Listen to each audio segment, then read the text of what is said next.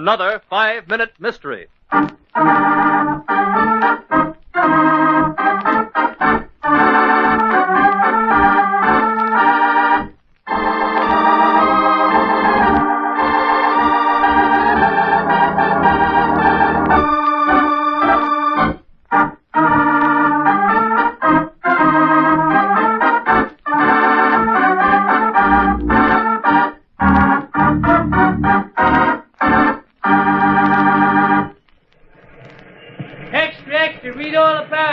Read all about the murder of millionaire Timothy Fuller. Thank you, sir.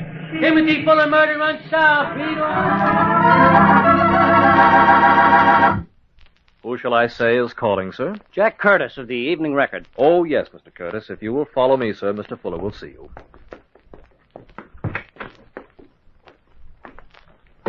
Mr. Fuller? I'm Leslie Fuller. It was my father who was killed.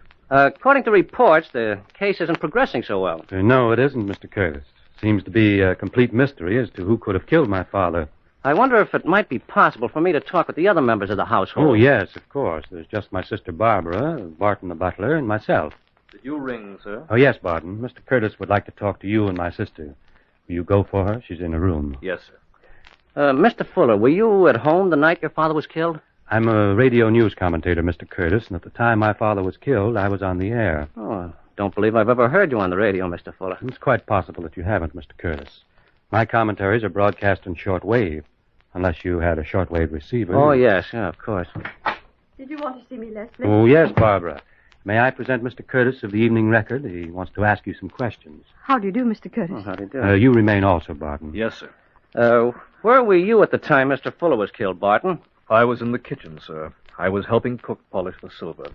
When I heard the shot, I ran into the drawing room and found Mr. Fuller slumped over in his chair. Shot through the head, wasn't he, Barton? Yes, sir. And where were you at the time, Miss Fuller? Oh, I was here in the library. I was lying on the sofa listening to Leslie on the radio when I heard the shot. I never miss him. Radio? What radio? Oh, that old portable over there on the desk. Oh, I see. Where is the cook, Mr. Fuller? She left this morning. She was terribly upset, and the police said it would be all right. I see. Oh, that's a very beautiful picture of you there on the desk, Miss Fuller. Do you have another one like it? Why, yes, of course, but... Oh, I don't want it for myself, Miss Fuller. I want it for my paper. Just what are you driving at, Curtis? Just that your sister's picture will appear in the paper tomorrow under the headline, Daughter Murders Father. But that's fantastic. You have no reason in the world to believe that I murdered him. No, I don't I? Well, you made one statement that convinced me immediately that you were lying.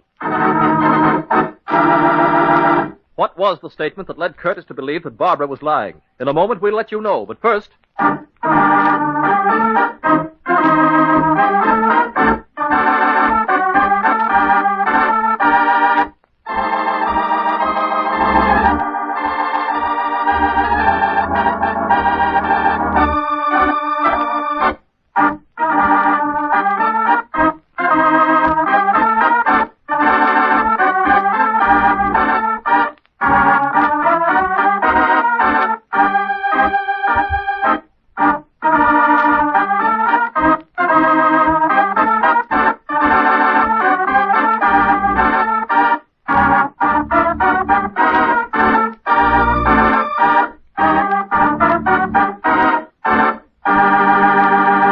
Now, back to our mystery. Yes, Miss Fuller, you made one statement that convinced me immediately that you were lying. Your alibi was that at the time the shot was fired, you were lying in here listening to your brother's commentary on the radio. That's impossible, Miss Fuller. Your brother broadcasts on short wave. Short wave is something different, Miss Fuller, and requires a special receiving set. You could hardly expect me to believe that you heard your brother on that old portable radio you have here. It just wouldn't work. Get your hat and coat, Miss Fuller. Where you're going, you'll have a long time to figure out the intricacies of short wave.